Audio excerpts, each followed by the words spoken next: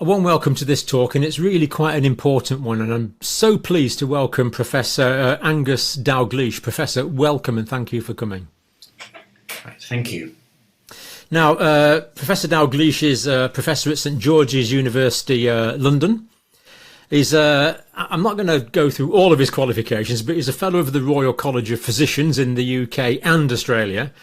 He's a Fellow of the Royal College of Pathologists. He's a Fellow of the a Fellow of Medical Sciences, as well as having an MD medical research degree. Really quite impressive. And he's had 563 publications. I don't know how you fit that in one lifetime, but that's what he's had, with over 25,000 citations. And I believe, Professor, you're still working as a cancer doctor. You're a consultant oncologist. I am indeed, yes. Yeah. Now, what's concerning you at the moment? There's some observations that you've been making that are concerning. Just, if you don't mind, tell us about your observations and what your concerns are. Well, I began to notice, I've been doing melanoma patients for, well over 2 decades, and probably 3, longer than I can think. And I started working with these patients because nobody else wanted to work with them because they were very difficult. They didn't respond to chemotherapy. And so I was very interested in the history of immunotherapies working. So I basically immersed myself in this and started doing the first cancer vaccines. First of all, collaboration with Donald Morton of CancerVax and the John Wayne Institute in California. And I was the only collaborator outside the US for many years. And then I started working with a whole range of cancer vaccines. And the ones that I'm most interested in, the ones that stood the test of time, are actually the simplest. They're the heat-killed Mycobacterium ones, etc. Well, so while doing this work, I began to notice things that, why do some people respond very well and others not? Well, I won't go into the details, but the first thing was clearly it was vitamin D. We suddenly realised we were dealing with endemic vitamin D deficiency, and if you corrected it, they started to respond better to immunotherapy, etc. So I've had some patients on immunotherapy for several years, long before the new immunotherapies were approved, the ipilimumab and the nivos and pembrose, etc. And I started to notice that some of these patients who were coming up to, they're over 10 years, 15 years, 20 years, they were suddenly relapsing. And they were presenting with relapse disease after years of not having any disease. Now, this was not unusual to me because I'd seen it before, but I always want to know why. Of course. These are patients with malignant melanoma, malignant skin cancers. I noticed that the patients who had relapsed before, that they all had a history or reason of something which caused a significant period of immune suppression, such as a significant upset, bereavement, divorce, bankruptcy, etc. And I saw it. But there was an explanation for it. Now, more recently, I started to see it in more patients than I was used to in a short period of time. First of all, it was 6 patients I counted who all came and they'd had to have another lump out. We had to investigate and found they got relapse, etc. And I started to ask the question, have you had bereavement, divorce, this, that, and the other? And then it twigged. They'd all told me that I've had my booster. Yes, I've kept up to date with my boosters, and it suddenly began to twig, because I was very against the booster program. I put it quite basically. I've done over 30 years research into optimizing vaccines and the immune response, and I came to the conclusion that the vaccines that they use are obsessed with antibodies, and I'm not. Actually, I'm not interested in antibodies because it's the T cell response that you want. It is the innate T cell response. And as a cancer doctor, I noticed that the innate T cell response starts to decline at 55. and by 70 it's fairly much in your boots. It's gone down a big ski slope. But if you superimpose the rise of cancer treatments, it rises at the opposite rate, forming like a butterfly wing. So it started to ask, was it cause and effect? And then we found that we had agents such as the new one we worked with for a long time, is IMM 101. Heat killed, it really boosts the innate immune response. This is just a simple bacteria that's been killed and injected. Yeah, I mean it's the other end of BCG, and it came out of BCG work. And it's very interesting is that BCG it was found to boost the innate immune response. And here's the clue: if you give it more than twice, it basically starts to ruin the response and just boosts antibodies. So this BCG was used to prevent tuberculosis. BCG vaccine for tuberculosis. Yeah. Now, the heat kill mycobacteria, they don't do this. If you keep giving them, they keep boosting the T-cell response. They don't induce an antibody response. So as such, I thought this is a very useful agent. I've been doing clinical trials on it. And one of the things I did notice right at the beginning of the COVID was the patients are already telling me that, well, they're often their wife or husband would say, I don't know what it does for the cancer, but I've never seen them go through winters and not have colds or flus all the time. They seem absolutely fit. And then I realised this is the innate immune response. You know, they won't get flus or colds. So I predicted this would be a very good front line for COVID. And sure enough, it was. At the height of the first wave, when there was no vaccines mentioned, none of these patients caught COVID. And yet their average age was all over 65 was the average. And they all were at risk because they had stage 4 melanoma. They had a full thing. None of them got ill. They might have had a very mild COVID, where other people all around were going down very badly with COVID, mainly the staff. So these are people in your trial, Professor, that were simply given this microbacterial, very simple, killed bacteria vaccine? Yes. Yeah. And even though it's a specific form of bacteria you were giving, yes, that was stimulating an innate immune response that was working against a wide variety of different viruses. So you got it in one. So that was the environment I was in. Yeah. And then we come up with the vaccine comes in. And as I said, I had a lot of experience in this. And I came to the conclusion, if you need to give more than 2 shots of a vaccine, it doesn't work. That would be one of my general rules of vaccine. And I think that's been proven to be absolutely right. The boosters are worse than useless. And they should never have been given.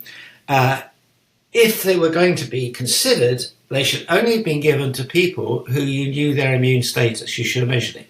I went on to a TV live debate with other doctors, and I said, why the hell would you give a booster to a vaccine that people have already had without measuring if the response was satisfactory? Because they might not need it. Because if they do not need it, you'll make things worse. And that was from the BCG example, to name but one. So people just dismiss me. They wouldn't enter into proper debate about this. Said this is an emergency. No, it wasn't an emergency, because the next thing I realised, especially when the people who had the boosters were actually often saying, well, I never had the COVID till I had the last booster. There were all sorts of clues like this. But it was in this group who were getting the relapses, they all mentioned they were having the boosters, as if they'd done the right thing. Yeah. And I suddenly twigged. I thought, it's the booster that's leading to the relapse. And as a scientist, I wanted to know what the reason for that is. Well, I know that you've only got a limited capacity in your immune system. If you boost with another vaccine to harness half the immune system to make antibodies to a virus that no longer exists on the planet, probably for 1 or even 2 years, you are going to weaken it. You're going to reduce the front line, and then we got the papers coming out that beautifully confirmed it. They showed that the booster, you no longer make IgG1 and 3 neutralizing antibodies. You get a subtype switch to IgG4. And there's a very detailed, excellent paper showing this. Well, an IgG4 subtype is the last you want because it's a tolerogenic. It basically said, I've had enough of this abuse, we're switching off this assault on us with these agents. But it gets worse because it also suppresses the T cell response.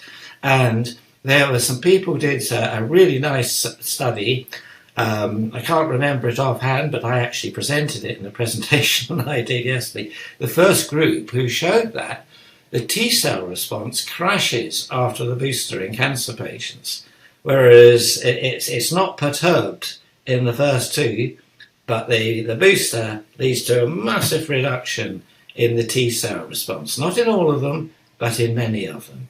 Well, to me, this was enough because we know for immunotherapy, I knew from my work of over 20 years before we even started using these checkpoint inhibitors, IPI and NIVO, etc., that the T cell controlled this disease because I only saw relapses when there was reason for perturbation.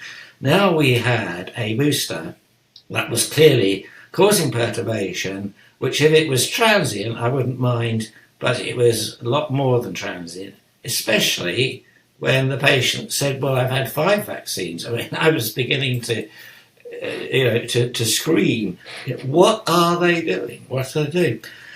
And I reported all this to various mediums. I wrote a paper to the BMJ. I thought the BMJ had actually started to publicise things which are a little bit, concerning to doctors rather than censor it. And basically, I found, I was the first in the UK to point out that the virus escaped from the lab.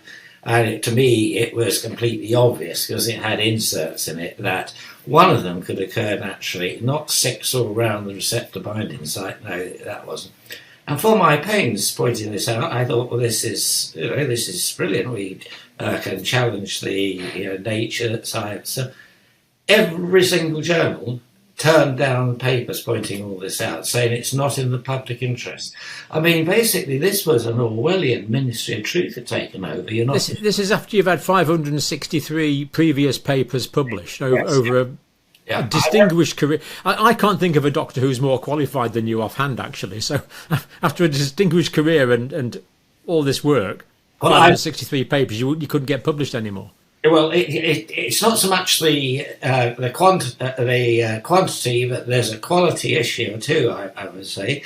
And I've never really wanted to publish things that were a waste of time or irrelevant, but to add to stories. But I've had a lot of stories. I had a big presence in HIV, and I discovered the receptor. That it was the first author with colleagues doing it.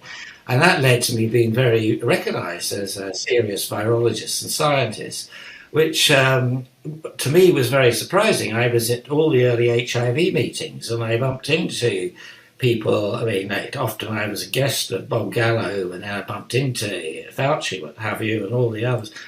And I thought, well, these guys really at the field was talk about publications. They were publishing in Nature and Science every 2 or 3 weeks, it appeared to me, and I was just lucky to get 1 or 2 in, and it just seemed to me that they were kind of gods in this. And it took me quite a while before I realised, actually, no, they're not. And I came to the conclusion, and I'll say this because this is my personal opinion, that Fauci's not very bright. He thinks he is. He's a very good diplomat, but he's actually not very bright. Because I pointed out in sessions when he shared that, is you'll never get an HIV vaccine if you use the entire envelope. There's 3,000 antigens on it. You throw that as an antigen at a naive immune response, it's going to pick out the dominant responses. And the virus has evolved that the dominant responses will be against bits of it doesn't give a damn about. Mm. And I also predicted that it's a decoy, that the Achilles heel lies at the heart of this.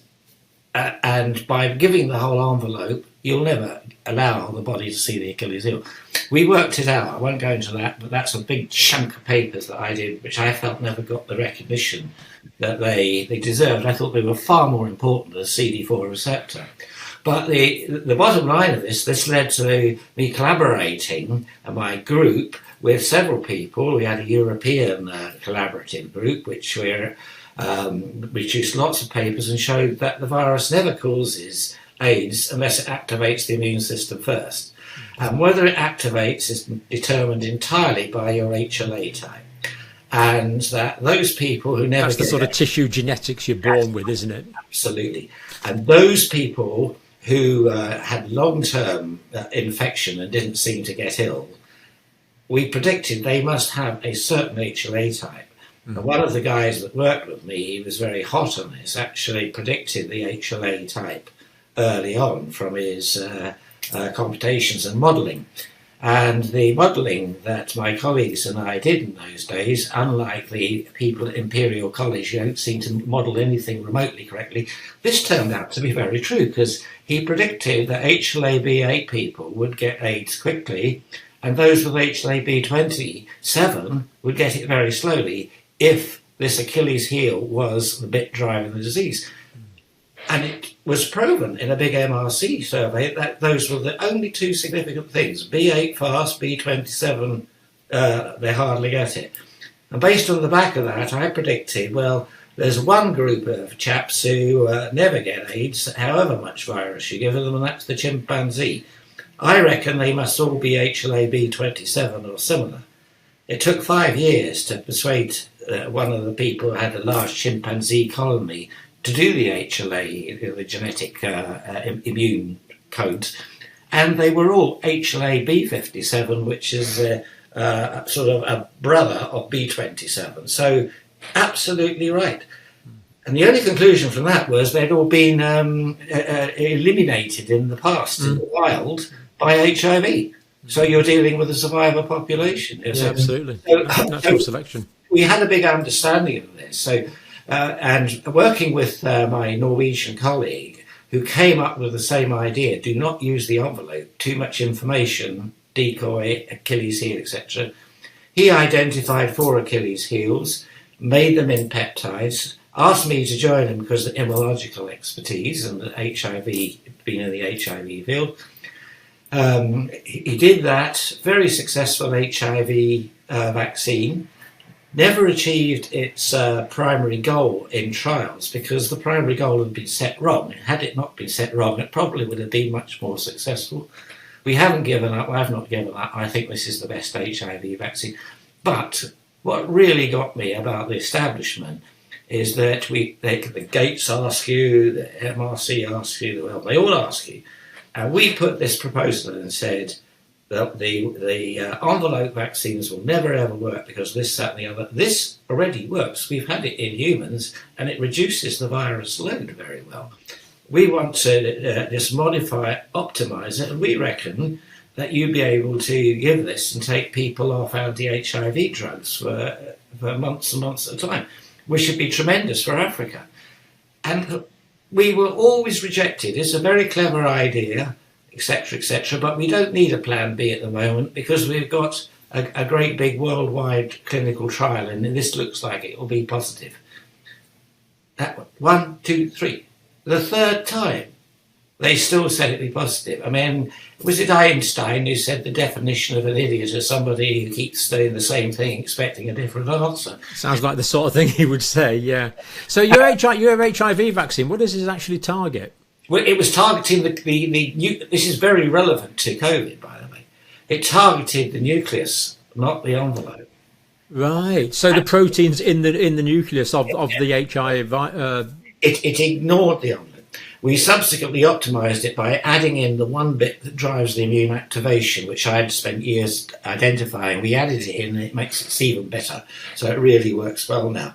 Now, the thing that really annoys me was and we're talking people spending billions. I mean, Genentech was involved, NIH, the Gates Foundation, Garvey, iHarvey, this, that. We approached them all and they all brushed us off. We know what we're doing. And each of those big worldwide vaccine trials, it was the same thing being presented, just different technology. So it made me realise, do not fall for technology. Now, listen to that, because this is what we hear all the time. And, 10 years ago, it was DNA vaccines. They're going to save the world, this, that and the other. They work brilliantly in mice and guinea pigs and things, and dogs. But as soon as you get bigger than dogs, they do not work. These are the adenovirus vector vaccines. And DNA. And so then everybody said, oh, the RNA is the thing. Now, I don't think RNA is recent. I mean, this is the other thing. And when I was giving a thing saying that I actually blame the RNA technology for making the boosters even worse, I had people who were involved with them say the attitude was, well, what do you don't know what you're talking about. You're just a clinical oncologist. No, I mean, I sat on the scientific board of a company that called itself the messenger RNA cancer vaccine company for 5 years. I left 6 or 7 years ago, and they had everything in place. I mean, they weren't able to take it forward. So the messenger RNA industry has been there waiting for an excuse for a long time, and I think that's why it was the pandemic was the excuse to use something to save the world, etc. This was the kind of thing. But when I go back again to the patients who've relapsed, the melanoma, I go back to that. I put it all down to the immune suppression caused by the boosters. But I've seen some later relapses which you say, well, perhaps the immune suppression would have recovered by now.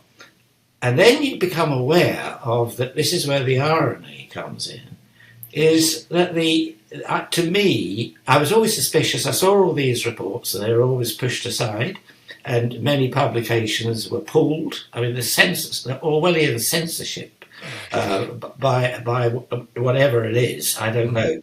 But whatever it is, the censorship's been awful. But now there is enough data out there, there's enough people cried foul, that the quality control of messenger RNA viruses, which I believe was always the big issue. I mean, it was a big issue. Has not been solved. And you've seen all the quality of the vaccines, yeah. There was for the first time, mainstream media, an article in Spectator Australia, actually went through that not only is the quality control awful, but it's contaminated with DNA plasmids. One report up to 350 odd times, with sequences from the SV40 promoter. Well, the SV40 is an oncogenic promoter used in cancer development in mice. And, so when I say, what the hell is that doing in an RNA vaccine, you have to ask. Because the presence of that and the presence of DNA means it can integrate. Surely that's not possible. Well, you don't have to go very far into the literature to find people reporting that the spike protein is integrated into all sorts of different tissue. And for Registry, they said that it stays at the point of the injection site and there's no way it spreads. Oh, that's all right then, it's safe. This turns out to be a complete lie. It's been identified at autopsy, it's been identified everywhere. Yeah. And this is the other thing with patients. I can't get autopsies on these patients to prove this. It's quite incredible. But a colleague who had an explosive cancer, a colorectal, basically at surgery sent the pieces away, the metastases away, and spike messenger RNA from the vaccine insertion was confirmed. So it is. This to me is quite frightening that this is occurring. And also that there's been this, we don't need to do post-mortems on patients dying from this. It's like it's from on high and they just won't do it. I pleaded for one on the patient who died from explosive melanoma, who said, I never felt well after the booster. I just felt chronically unwell, and then the melanoma came exploding back. They wouldn't do it. And had the patient's relatives consented to a post-mortem? Oh, yes. So just a minute. You're one of the most senior doctors in the country. You wanted a post-mortem. Yeah. The relatives had consented to a post-mortem, but that was refused. This is just unbelievable. It's overruled, yeah. Unbelievable. It is overruled by whom? Well, perhaps it had something to do with there was a report which got into the Lancet of people who died after vaccines to see whether it could. I don't know if you saw that. It appeared in the Lancet, but then it was pulled. It was pulled very quickly. The explanation given, it wasn't properly peer reviewed, which tells you there's not peer review is over and dead.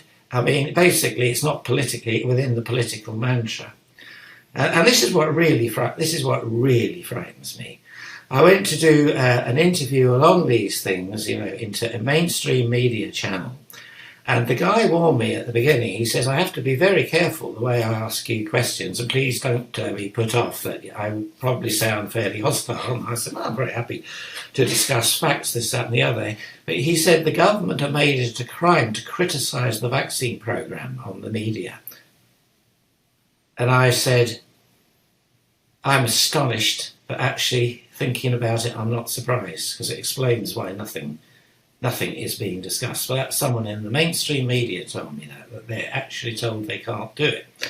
And as you know, the Ofcom basically waded into Mark Stein on GB News, basically querying just that. I mean, it's the job of the press to raise questions. And that actually is my job. I mean, I was carpeted for saying this without proof, and I'd actually have to present proof. Well, they won't let you get the proof, that's for the start. But based on this, one of the things that I did do, because I have been with many others, particularly Ross Jones and Claire Grant, we have written many, many letters to the people who need to know about all these issues. There's particularly Ross about children, which I joined her 100%. I said there's absolutely no need for a vaccine. This vaccine, actually, I said at the beginning, they said only for people over 70 and who are ill. And when it came down to 40, 50, I said that, there was no need for that because we were getting this myocarditis signal. Why did they carry on persisting going down? At any rate, that's another story. But we reported all this to people like Chris Whitty and the Department of Health, the NHS, the MHRA. We basically got no engagement, which I think is an absolute disgrace given the seriousness of it. And so I was told to say, have you been reported to the Counter Disinformation Unit, which is set up by the government? The government, yeah. And it said you can do, if you go through this particular process, they've got to let you know. And I was told by somebody who had done all this and found that they had been reported for it. So I decided and went through this process. I mean, I suspect I have been reported more times than anybody else because I started with the virus. I appear at bang, bang, bang, criticising the virus, the origin of the virus. Lockdown, bang, bang. So I said lockdown was moronic. And I said, you should never lock down when you haven't bothered to quarantine. And if quarantine doesn't work, there's no point lockdown. And it never works for airborne diseases and all this. And just as a counsellor, I said, you lock down the cancer, the death rate in 6 to 12 months to 2 years will go through the roof because they won't be getting screened in early treatment. And I pride ourselves, we were bloody good at that then, but this lockdown and the collapse of the NHS has destroyed that. I mean, it's really, really tragic. So then I found actually one of the things that I was, that one of our letters handed into, including Chris Whitty and everybody else, this, that and the other, that this resulted in another complaint to the CDU about me the next day. Counter Disinformation Unit. Yeah, so what the hell are they doing? As you say, I'm in a far, far better position than any of these people. I can't believe the complete, unbelievable, I've got to choose my words very carefully, but to rely on Sage you get better information from the people running Battersea Dog Home for infection control, in my view. I mean, I just couldn't believe that. And Chris Whitty, I mean, I cannot believe the stupidity of the statements that he has made. Right from the beginning, we told him about vitamin D, this, that, the other. And he came back, they had the contact, and he said there's not enough evidence to do anything about it. I mean, not enough evidence. It is beyond belief. And then, when we challenged him on doing children, he says, you've got to vaccinate the children in order to protect the parents and grandparents. Well, that one sentence, he revealed acres of stupidity. First of all, you don't vaccinate people to protect other people. That was the first thing he got wrong. And then by saying to protect the parents and the grandparents who had already been subject to this vaccine battering, you've admitted it doesn't work. It's unbelievable. And so, I mean, I think Chris Whitty said one or two things that made a reasonable sense earlier on. He said, well, you can't really introduce vaccines unless nothing works and the virus is really lethal, that kills young people, a third of them, which is absolutely true. So why did he allow a vaccine program to be rolled out for a disease that only killed old people, in my view, just brought forward death by about 3 months, and didn't actually kill anybody else any more than the random viruses, the flus, etc., do it? I think, and I call them this, and I think there has to be accountability. There has to be this Hallett inquiry. It actually should be feet to the line. This was, it was in your watch, your charge. All this stuff now is because you didn't do things. And I think, why didn't Whitty resign? Why didn't Vallance resign? They're like a load of useless footballers passing the ball around the back because they can't be bothered to sort the team out properly. They just pass. They're blaming everybody else. I mean, I think this inquiry is just a farce and a whitewash. And by the time they come to any conclusions, the people will it'll go on for so long, they'll have forgotten what it was all about, and the people will be completely retired or dead or God knows what else. It's all. And I think they should be the people who should have intervened, because they were there, they knew about things, and if they didn't, they should have got the right people in and resigned. Mm.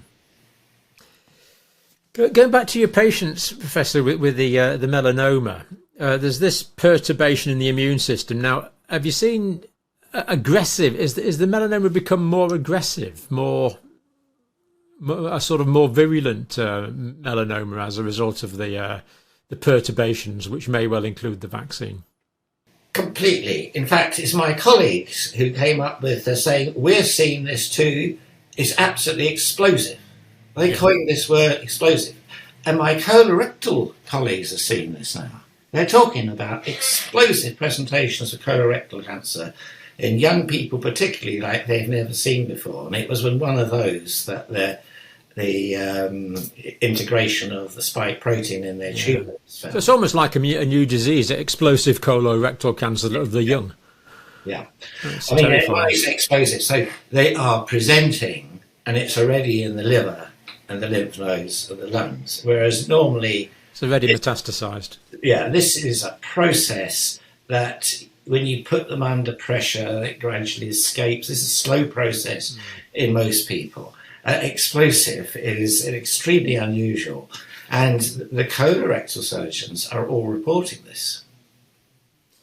Now, have you seen any cases that you probably wouldn't expect of lymphoma, cancer of the lymphatic system? Oh, absolutely not. I mean, I don't do lymphomas as in the clinic, so that's the first thing. But I'm hearing people who've, after their booster vaccines, have gone down with lumps in the neck and things like that. And I found a colleague worked somewhere else completely, and I bumped into them and I said, how are you? And I said, oh, I'm okay, but I've developed some lumps in my neck, and they've been diagnosed as lymphoma. And I just, trying to be sympathetic, said, God, what earth caused that? And the patient said, oh, apparently it's due to the vaccine. That's what my oncologist said. And I said, but this is the reaction I'm getting everywhere. And yet, when we report it higher up the chain, we're told it's anecdote to shut up and not cause panic amongst the patient. At any rate, that person told me that 3 of her friends out of a couple of dozen had all had the same thing. It was quite amazing. Then I found somebody else locally had had a lymphoma diagnosed. Then I found a close member of the family had developed a leukemia, and that was after the booster vaccine. Now here, I want to point out that quite a few people, especially my age and etc., around, probably have low-grade B-cell disease, lymphomas, leukemias, etc. Myelomas, and yes, yeah, and it's maintained under control because of the good, healthy T-cell surveillance. It keeps it under control. So when you give a booster and you start to find these B-cell leukemias and things coming more common, you don't have to look hard to work out what the pathogenesis is, why they've suddenly appeared. But my other colleagues have pointed out that they're seeing more renal cancer too, a lot more renal cancer. Now, renal cancer and myeloma were always lumped together as being tumours that seem to respond to immune therapy.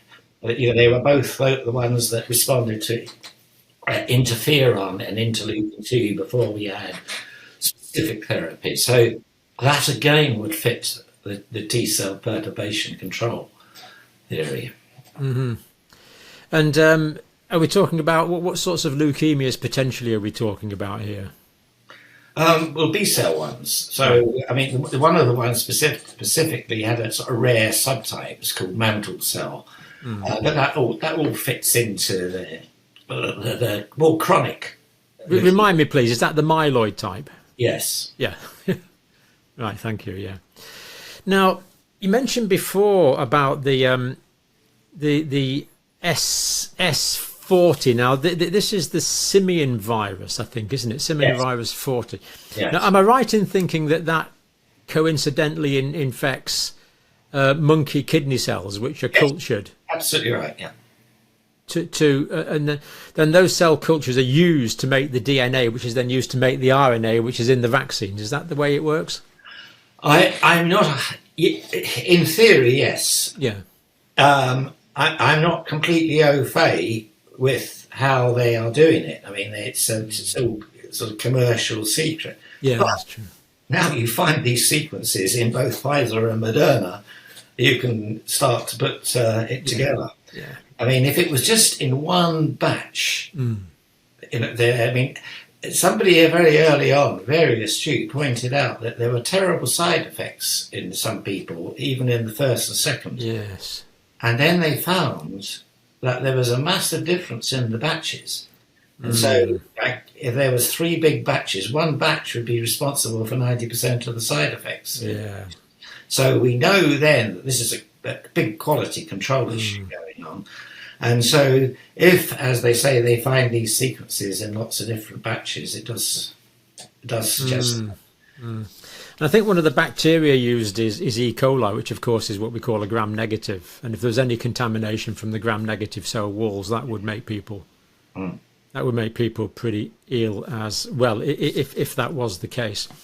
I'm concerned, dramatically concerned about what you've seen already.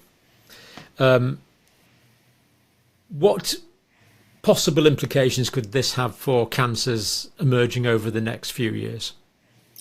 Well, obviously, I'm aware of quite a few patients who've been bullied into having booster and then another booster just to be safe because you're at risk.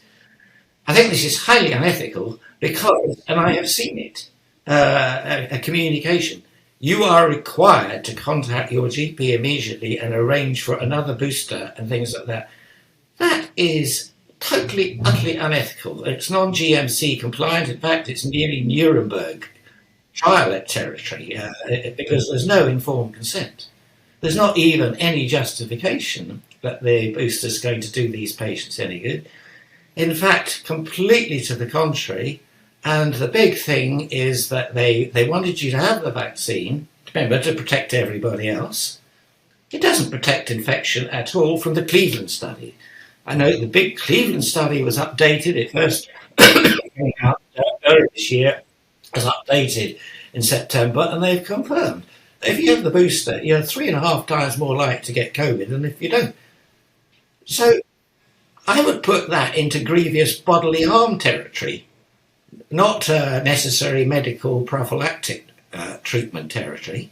I mean, why on earth would you want to do that? And the only way that that is causing them to be 3.5 times more likely is that it has perturbated the immune system along the lines I've said. It's used its resources to fight viruses that don't exist. It's making lots of useless antibodies, which are actually contributing to a phenomenon called antibody-dependent enhancement. And the same Cleveland thing has reported that the vaccine companies say, but this is a great technology because all the new variants we can make a new vaccine for. I'll give you the new variants and we can give you 2 variants at once. There is no evidence that protects you whatsoever. In fact, in all the mice work, there's evidence it will actually do more harm by doing it.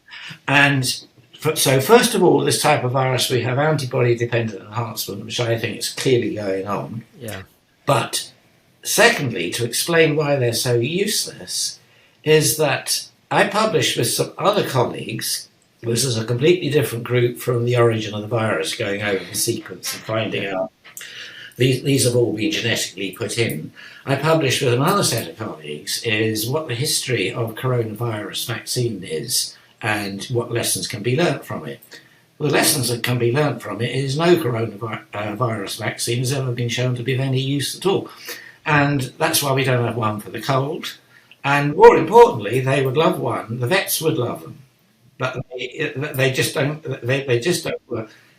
And the main reason they don't work is the coronaviruses have this phenomenon. Once the immune system's seen it, it locks in. It's called immunological imprinting or antigenic sin. So when you do any variation, all you do is boost the response to the first one.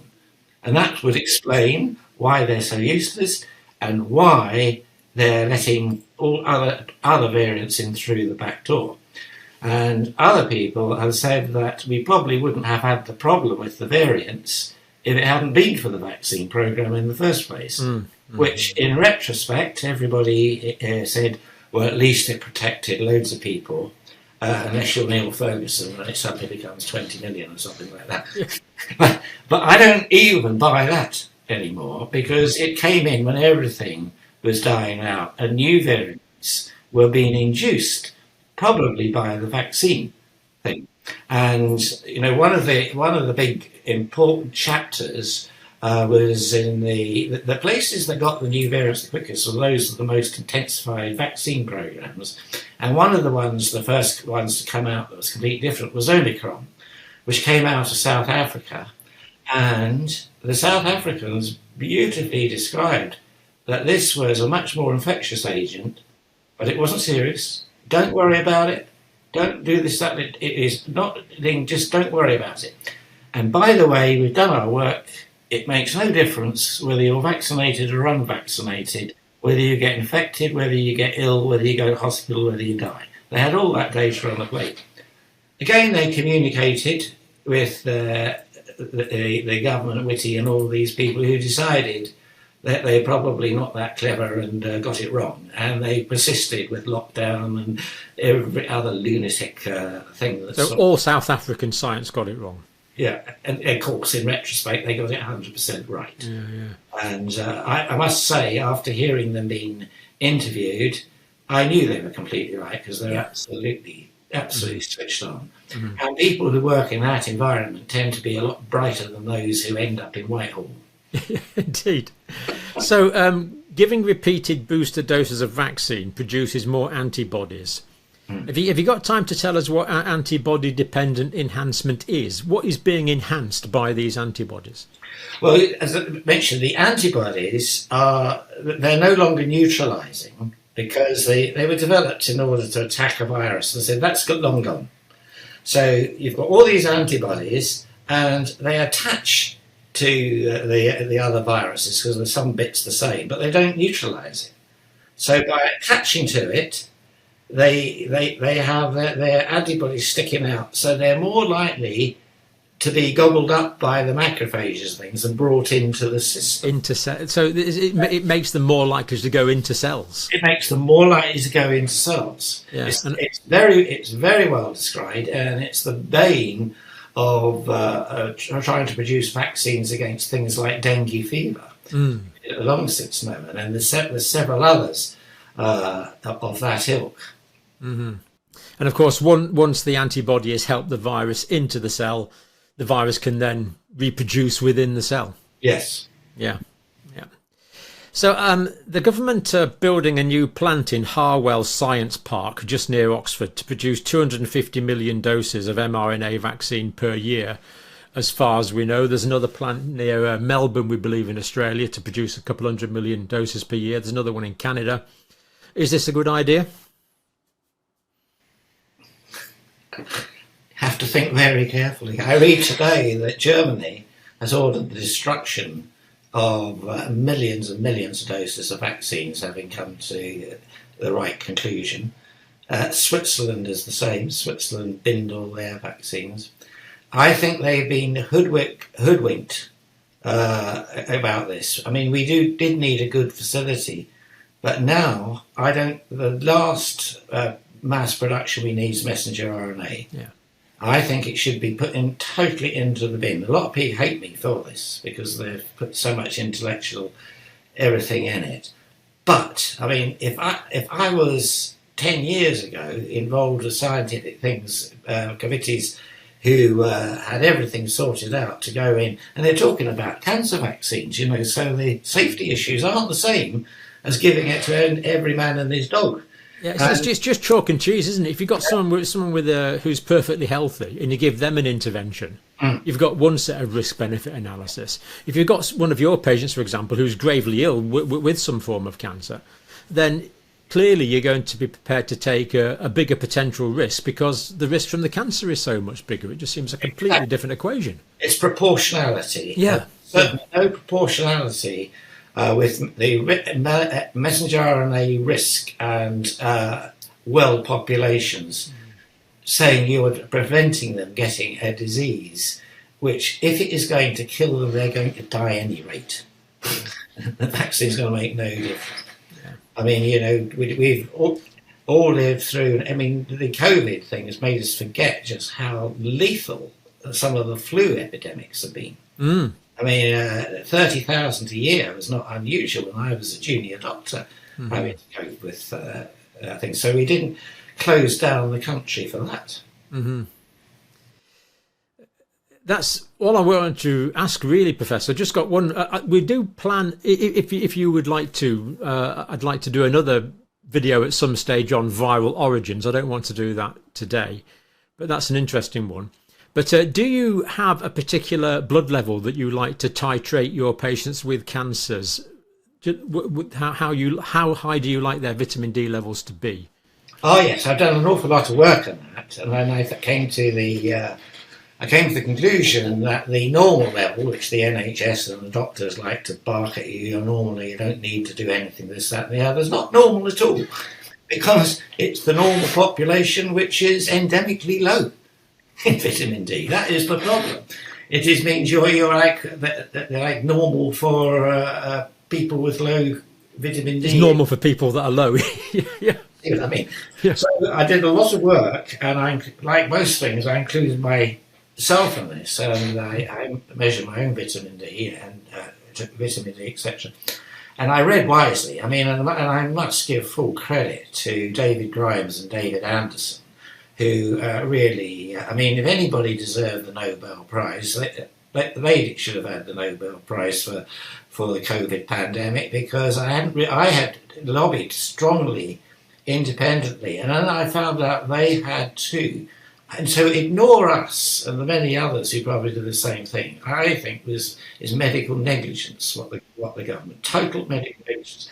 At any rate, not forgetting your actual question, is I came to the conclusion that I want all my patients to have a vitamin D3 level over 100 nanomoles per litre, not 50, as the NHS seems quite happy with.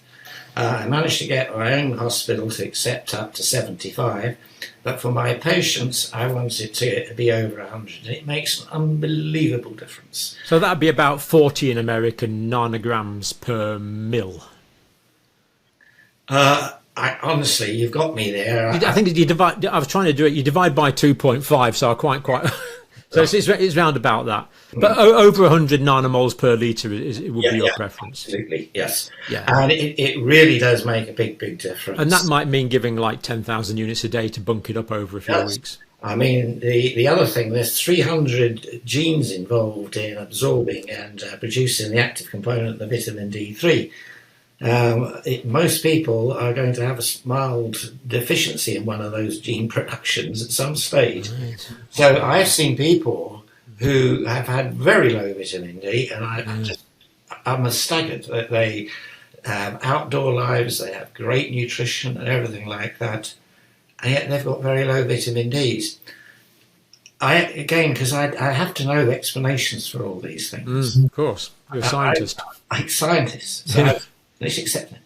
And then I said to this guy, but I said, you're super low. It's like you're deliberately avoiding vitamin D.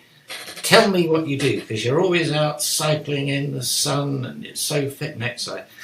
And he says, well, I get up in the morning, I have my breakfast, and then I slap on my sun cream and this, that, and I go for a bike ride. I said, what factor do you use? He said 50.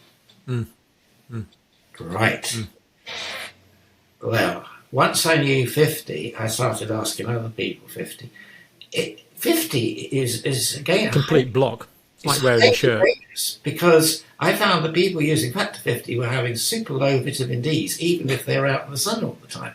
So it's far too strong, and that's another global thing that the NHS and people should do. They should remove factor 50. It's actually dangerous because it completely blocks out the vitamin to cope with vitamin D. So anyway, so that's how, going back, I think that 100 nanomoles is to aim at. Some people, and let me put it this way, I've seen nobody near 100 who hasn't been taking supplements, with one exception, and I won't forget it. I said this, he was quite an elderly man, he had melanoma, we treated him quite well, and I said, you know, we need to make sure he has his vitamin D supplements, things like that, but I'll measure him first. And when he came back, he had a level like 97, 98, which is near enough 100, doctor.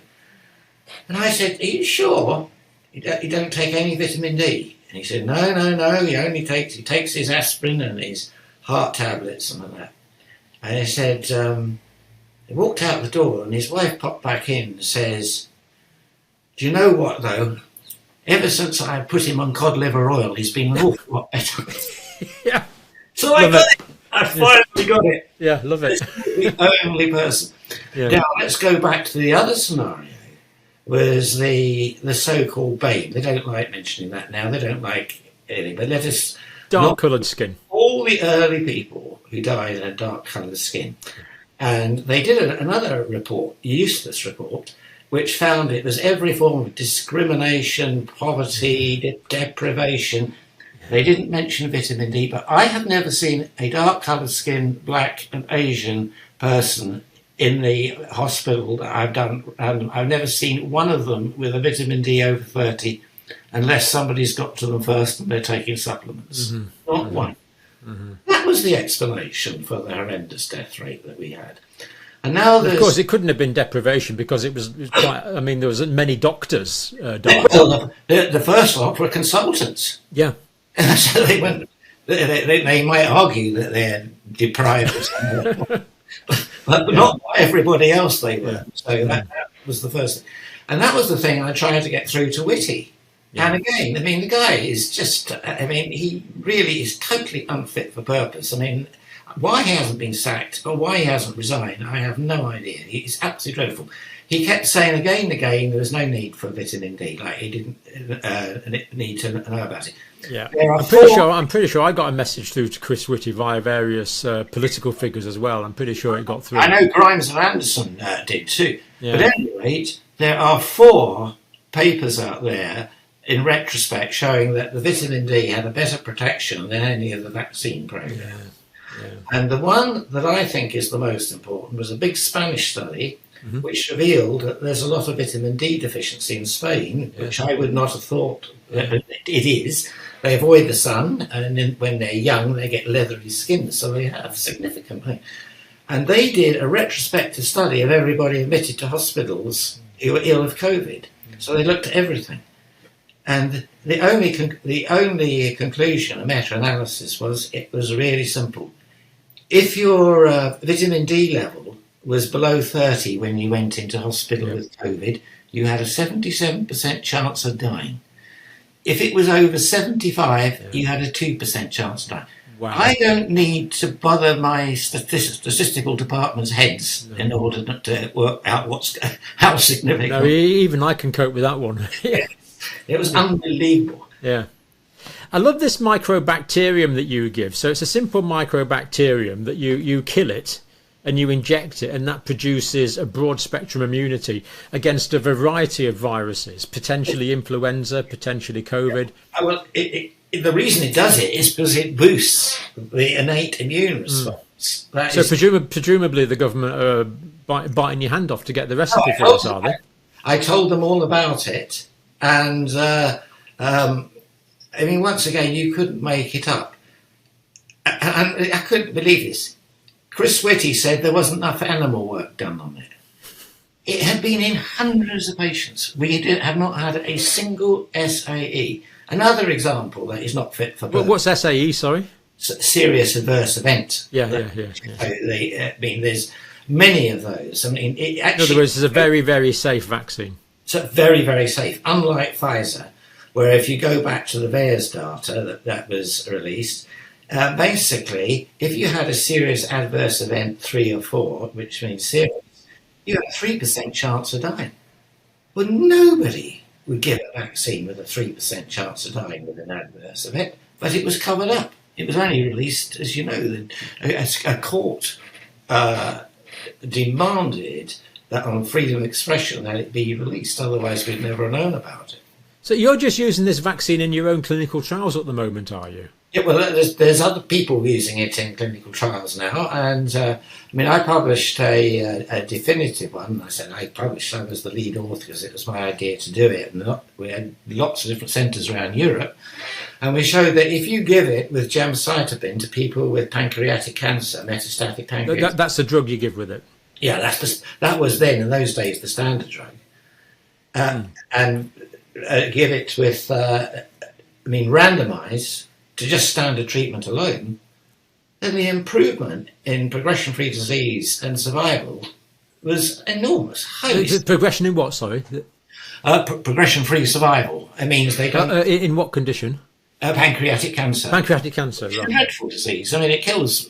terrible. It kills 80% of people within the year, even with good treatment. So this was highly important. And this is again why I got furious with regulators, because this was a trial that was 110 patients, randomised, produced a fantastic result, no side effects. All they wanted to do was to do a much bigger, more expensive trial that the small company behind it couldn't afford to do.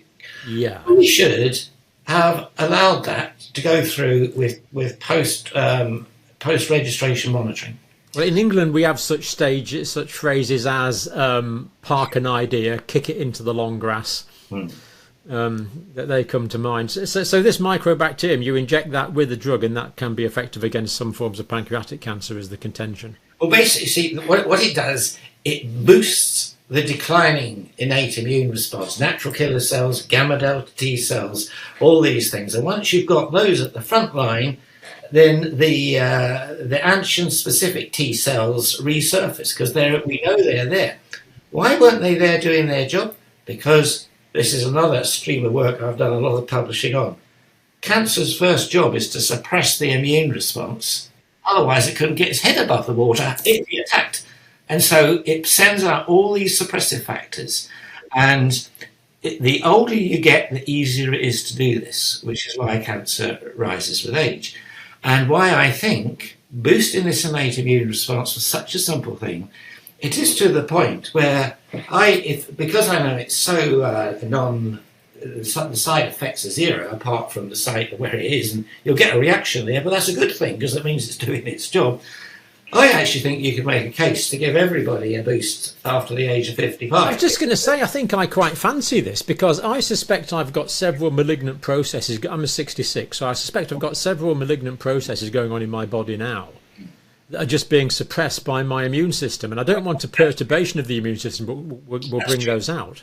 Yeah. Am I right in thinking that? Yeah, I think you're absolutely right in thinking that. And the body does keep all this under control very well until it runs out of vitamin D, and then the innate immune response just gives up. And so give vitamin D and boosting this, I think would keep everybody healthier. It would cost peanuts compared to the madness of this booster vaccine program, for which there is no primary evidence whatsoever. Yeah. It got registered on 20 mice or something, apparently. The boosters, And the bivalent vaccines, and they did the mouse experiments. The mice who were vaccinated, when they were challenged, died compared to the mice that didn't get vaccinated. And this is something that's been seen time and time again, and we reviewed in coronaviruses. So the vaccines have been approved on the basis of dead mice? They've been ignored. Oh, I see. They're probably inconvenient, Professor. Well, this is what it's looking like.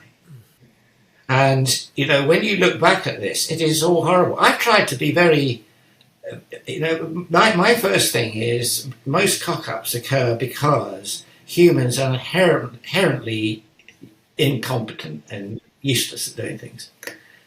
What I'm horrified at is this. I don't believe is applied here. I think this is far, far worse. This is planned to me. Otherwise, no normal person could continue with this. I was on another thing pointing out to people who've been brainwashed. You think you've got to have the jab in order to stay safe. And I said, look, the only big example that we have that I believe is relevant was the 1976 Fort Detrick in America flu outbreak, which was a very serious flu outbreak. It was killing young soldiers in their 20s and up to 30s. They did a mass vaccine rollout. They got every company making vaccines and they rolled them all out. It was a flu as opposed to a COVID. And they vaccinated over 42 million people in this program. They were rolling it out. But certain doctors pointed out and said, I'm not sure, but I think I'm seeing an increase in Guillain-Barré after the vaccine program. They reported it. And unlike our lot, they said, really, have you got all your books in the hospital, all your books? They sent people out to monitor it. And they found it went from 1 in 100,000 to 3 in 100,000 to 5. And then they said it's everywhere. And when it hit 9 in 100,000, the FDA, the CDC, all did what they should have done with COVID. They said, is this virus still killing people? No, not at all. Stop the virus, withdraw it, kill it. Stop the vaccine, yeah. And that is what has not been done. And I believe that it would be impossible if people were being competent, good doctors, working along the thing as we've always been saying, been taught, first do no harm. And I can only come to the conclusion that this is financially driven. And I believe that all the governments are being corrupted by the Pfizer and Modernas of the world, who've actually taken their interference to new heights by nobbling the Nobel Prize Committee for 2 people with the messenger RNA vaccine. When I mean, that is absolutely ridiculous given what's going on at the moment.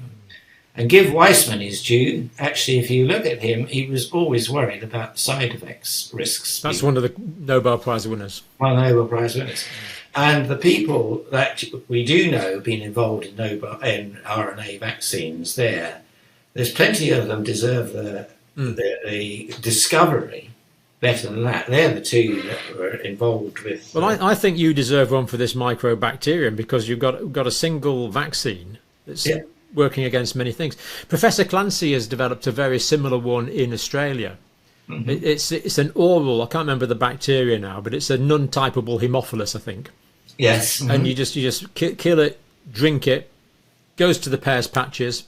Peyer's patches send the immunological inflammation to the lymphoid tissue in the lung, and it generates mucosal level immunity in the lung. So simple, works against hundreds of different viruses potentially. It's exactly the same principle. Yeah. Exactly the same principle.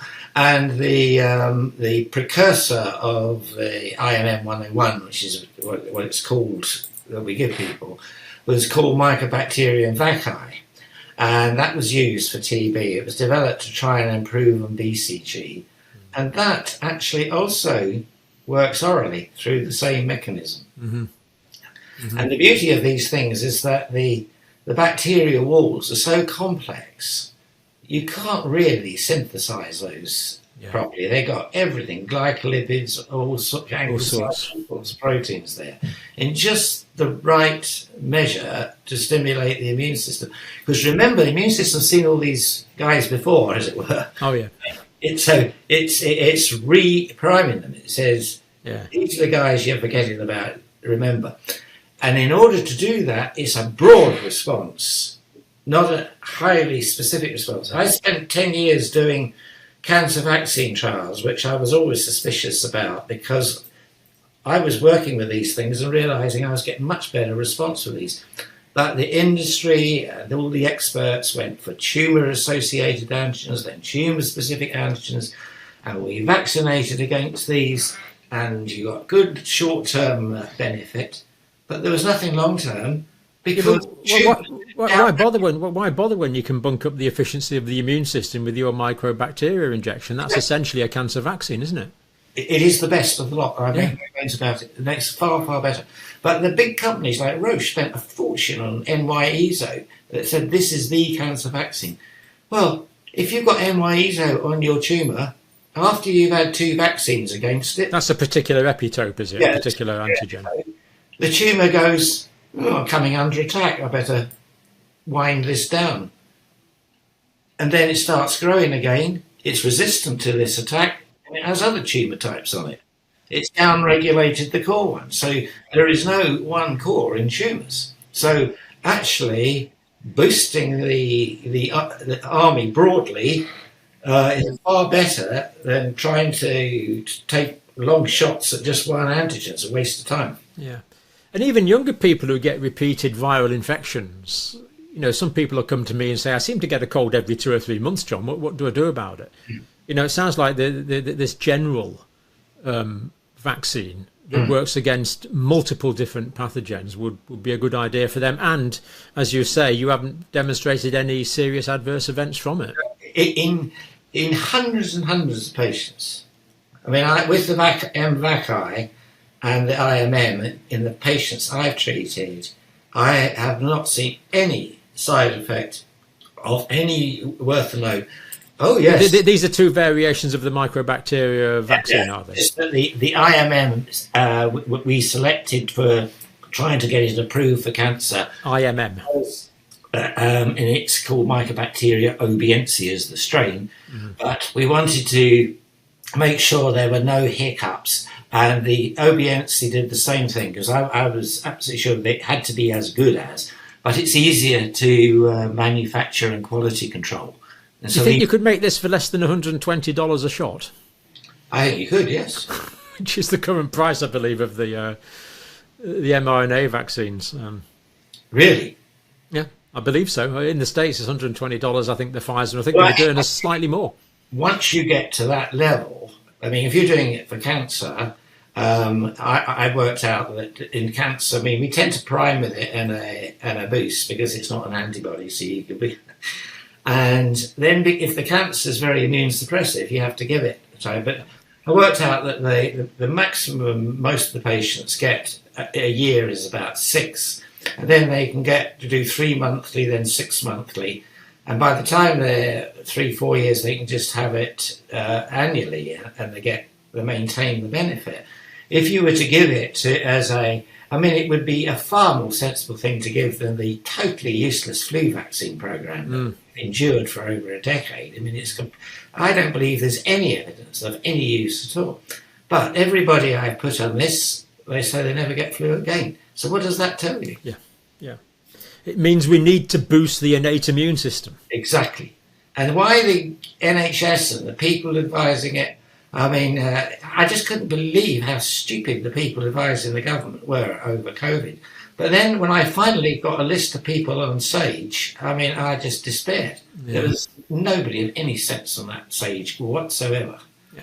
Listen, people, optimise your innate immune system. This is not brain surgery. It's not rocket science. Optimise your innate immune system. Exactly. So simple. Yeah, I've got that. I understand that completely. Thank you. Well, over the counter, the best way you can do that is vitamin D. Yeah. And the next way you can do it is with some form of anti-inflammatory, because we do know that the chronic background inflammation drives cancer. It drives most diseases of the Western world, from arthritis, cardiac disease, brain disease. They're all chronic inflammatory processes. Would statins be anti-inflammatory? They are, and that's about their only use. Yeah. I don't think they do on the tin, and I must say that David Grimes and Anderson, basically part of their basic research they did into the cover of vitamin D, and that was the story of statins. That's probably the first pharmaceutical con that, one of the really big ones that they got the government to treat everybody for which there's not much evidence that it works. And whatever they say, I still see people who've been put on statins have terrible side effects with muscles and things like that, even the ones they say don't. Anyway, I think the best anti-inflammatories are the natural ones, and you can do it with the foods. Is a non-processed food diet. Get rid of all the processed foods.